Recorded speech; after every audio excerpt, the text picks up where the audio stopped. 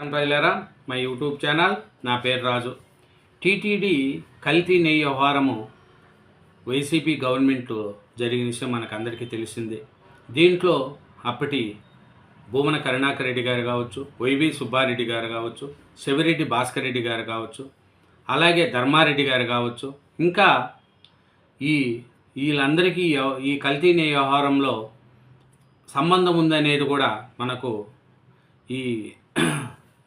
ఈ కమిటీ మనకు చేసిన ఈ కమిటీ ద్వారా దినేష్ కుమార్ కమిషన్ నివేదికలో వెల్లడించింది. ఇది ఈ వైకాపా హయాంలో తిరుమల తిరుపతి కల్తీ నెయ్యి సరఫరా జరగడానికి ఆ పార్టీలో కీలక నేతలు శివిరెడ్డి భాస్కర్ రెడ్డి, భూమన కరుణాకర్ రెడ్డిలు కారకులేనని ఆ కమిషన్ నివేదిక తేల్చింది. ఈ కమిటీలో ఇంకా వైవి సుబ్బారెడ్డి గారు కావచ్చు, ధర్మారెడ్డి గారు అయితే ఆయన ఆడిందే ఆట, పాడిందే పాట.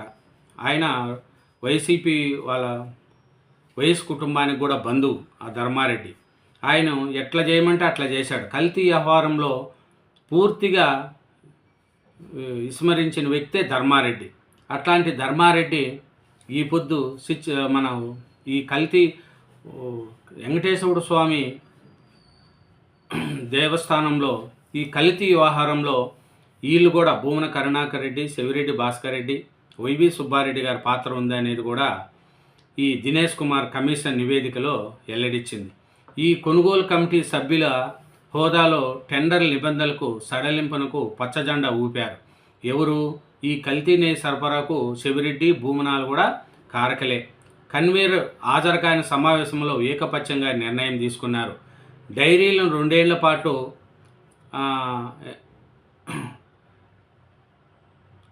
ఏళ్ల పాటు చేయాలనే సూచన బేఖాతరు చేశారు.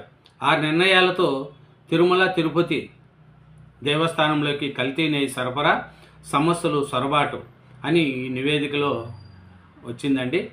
ఇంకా మనం చూసుకుంటా పోతే ఈ వైకాపా హయాంలో జరిగిన ఈ కల్తీ నెయ్యి వ్యవహారంలో అప్పుడు జగన్మోహన్ రెడ్డి గారికి నాకు సంబంధం లేదు, నేను చూడలేదు అన్నారు.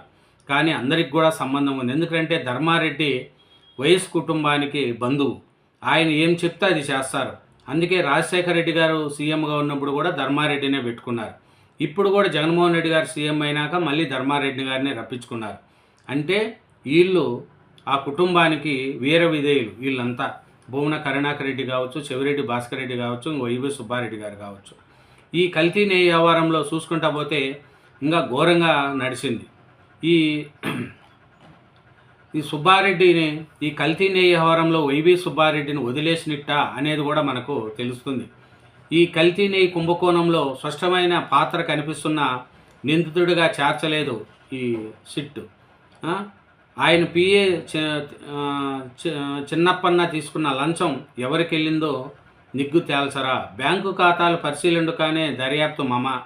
ఈ కేసు నుంచి సుబ్బారెడ్డిని బయటపడేయడమే సిట్ లక్ష్యమా అనేది కూడా మనకు తెలుస్తుంది. ఎందుకంటే ఈ తిరుమల తిరుపతికి నెయ్యి సరఫరా నిబంధనలను సడలించే తీర్మానంపై అప్పటి చైర్మన్ వైవి సుబ్బారెడ్డి సంతకం చేశారని, కల్తీ నెయ్యి సరఫరా చేసిన డైరీలన్నీ లంచం డిమాండ్ చేసిన ఆయన పిఏ సుబ్బారెడ్డికి నమ్మినబంటని, చిన్నప్పన్న లంచం అడిగారని, బోలేబాబా డైరీ డైరెక్టర్ ఫిర్యాదు చేసినా సుబ్బారెడ్డి పట్టించుకోలేదని, నెయ్యిలో కల్తీ జరిగిందని మైసూరులోని ల్యాబ్ ఇచ్చిన నివేదిక ఆయన తొక్కిపెట్టారని, కల్తీ నెయ్యి సరఫరా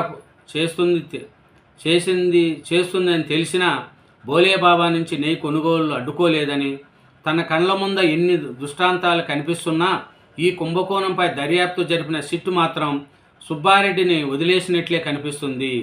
కల్తీ నెయ్యి కేసులో సుబ్బారెడ్డి పాత్ర అనుమానాస్పదంగా ఉందని, ఆయన బ్యాంకు ఖాతాలు పరిశీలించక అనుమతి ఇవ్వాలని కోర్టును కోరిన సిట్టు వాటిని చూడకుండానే దర్యాప్తు ముగించడం, సుబ్బారెడ్డిని నిందితుల జాబితాలో చేర్చకపోవడం చూస్తూ ఉంటే ఆయనను కాపాడే లక్ష్యంగా సిట్టు దర్యాప్తు సాగిందా అనే అనుమానాలు కూడా వ్యక్తమవుతున్నాయి. ఈ కల్తీ నెయ్యి సరఫరాకు శివిరెడ్డి, భూమన కరుణాకర్ రెడ్డిలే కారకులు అనేది కూడా మనకు తెలుస్తుంది. ఎందుకంటే ఈ టీటీడీకి నెయ్యి సరఫరా చేయకుండానే డైరీలను 2 ఏళ్ల పాటు అది టెండర్ నిబంధనలను సవరణ చేశారు. ఎందుకంటే ఆ సూచనలు కూడా తిరస్కరించారు. కొనుగోలు కమిటీ కన్వీనర్ అయిన జనరల్ మేనేజర్ టెండర్ నిబంధనల సవరణ కోసం ఏర్పడిన కమిటీ కన్వీనర్ సభ్యులు ఎవరు హాజరు కాకుండా సెవిరెడ్డి భాస్కర్ రెడ్డి, భూమన కరుణాకర్ రెడ్డి, ఆర్థిక సలహాదారుడు బాలాజీ, మరో సభ్యుడు ఎం రాములు సమావేశమై టెండర్ నిబంధనలను సడలింపు సిఫారసులకు ఏకపక్షంగా ఆమోదం తెలిపారు. ఏకసభ కమిషన్ నివేదికలు వివరాలని పేర్కొనింది. దీన్ని బట్టి చెవిరెడ్డి భాస్కర్ రెడ్డి, భూమన కరుణాకర్ రెడ్డిలకు నిర్ణయం వల్లే తెలుగుదేశం తిరుమల తిరుపతి దేవస్థానంలోకి కల్తీ నెయ్యి సరఫరా సమస్యలు సొరబడడానికి ఏళ్లపాటు కల్తీ నెయ్యి సరఫరా చేయడానికి అవకాశం ఏర్పడిందని స్పష్టమవుతుంది. ఈ కల్తీ నెయ్యి సరఫరాకు చెవిరెడ్డి, భూమన నిర్ణయాలు ఎలా కారణమైనాయి నివేదికలు వెల్లడించిన ఏకసభ్య కమిషన్ వారిపై చర్యలు మాత్రం సిఫారసు చేయలేదు. అంత తక్కువ ధరకు నెయ్యి సరఫరా సాధ్యమేనా?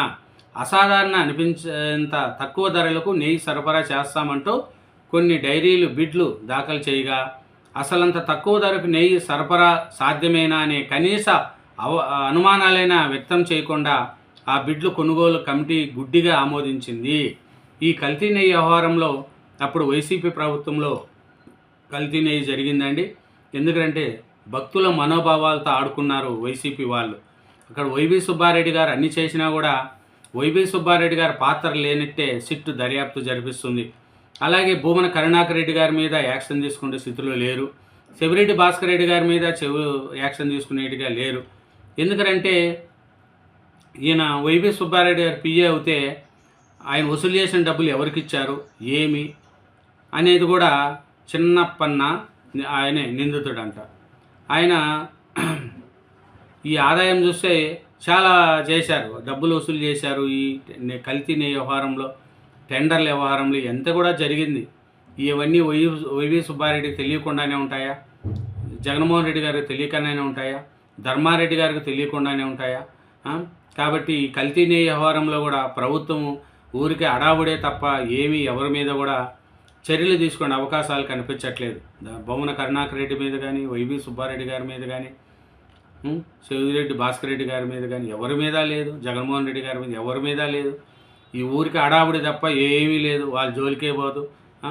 మద్యం వ్యవహారంలో చూస్తే కల్తీ మద్యం వ్యవహారం ఇన్ని కోట్లు తిరిగినా అన్ని కోట్లు అని మా తెలిసి ఆఖరికి జగన్మోహన్ రెడ్డి గారికి ఈ డబ్బులు పోయినాయని చెప్పినా కూడా యాక్షన్ తీసుకునే స్థితిలో ఈ ప్రభుత్వం లేదు. చిన్నాబన్న వాళ్ళందరినీ అరెస్ట్ చేయడం కానీ చేసిన పెద్దవ తలకాయల మటుకు వాళ్ళు జోలికి వెళ్ళిపోవడం జరుగుతుంది. ఇదేనండి మన కల్తీ నెయ్యి వ్యవహారంలో వైవి సుబ్బారెడ్డి పాత్ర, కరుణాకర్ రెడ్డి గారి పాత్ర, చెవిరెడ్డి భాస్కర్ రెడ్డి గారి పాత్ర ఎంత మటుకు ఉంది ఏమనేది ఈ నివేదికలో పూర్తిగా వెల్లడించింది. అయినా నివేదికలో చెప్పినా కూడా వీళ్ళ మీద చర్యలు తీసుకునే సాహసం మటుకు ఇప్పుడుండే కూటమి ప్రభుత్వం చేయలేకపోతుంది అనేది మనకు తెలుస్తుంది. Thank you very much. Channel subscribe చేయండి, వీడియోను లైక్ చేయండి. Thank you. బాయ్.